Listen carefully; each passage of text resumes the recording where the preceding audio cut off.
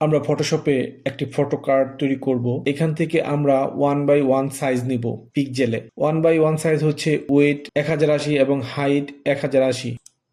ফটোশপের নিজস্ব ফিল এবং stroke colour দিয়ে ফটো কার্ড তৈরি করব। রেক্ট্যাঙ্গেল টুল সিলেক্ট করে এখানে এই সাইজের একটি কালার দিয়ে নিব। আমরা ফিল কালার দিব লালচে খয়েরি। এখন আমরা এখান থেকে রেক্ট্যাঙ্গুলার মার্কি টুল দিয়ে মাঝখানে কেটে নেব। আমরা এভাবে এঁকে নিব। লেয়ার সিলেক্ট থাকা অবস্থায় আমরা যদি এখন কিবোর্ড থেকে ডিলিট প্রেস করি তাহলে দেখতে পাচ্ছি ক্রপ হচ্ছে না। এই অবস্থায় ক্রপ না হলে আমরা লেয়ার সিলেকশন থাকা অবস্থায় মাউসের রাইট বাটন ক্লিক করব এবং এখানে রাস্টারাইজ লেয়ার এটা সিলেক্ট করব। এখন যদি আমি কিবোর্ড থেকে ডিলিট প্রেস করি তাহলে দেখতে পাচ্ছি এটা আমাদের কেটে গিয়েছে। এখন যদি আমরা স্ট্রোক নিতে চাই তাহলে এডিট স্ট্রোক, আমরা এখানে কমলা কালার স্ট্রোক দিব, 10 পিক্সেলে রাখবো। ওকে, কন্ট্রোল ডি দিয়ে আমরা ছাড়িয়ে নেব।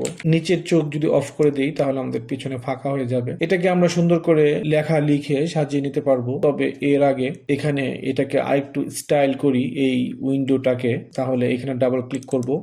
এখানে আমরা বিভেল অ্যান্ড ইম্বোস এটা যদি ক্লিক করি এবং বিভেল ইম্বোস এটার উপর আরেকটি ক্লিক করার পর আমরা এখান থেকে এটার বিভিন্ন সাইজ, স্মুথ, বিভিন্ন স্টাইল এখান থেকে করে নিতে পারি।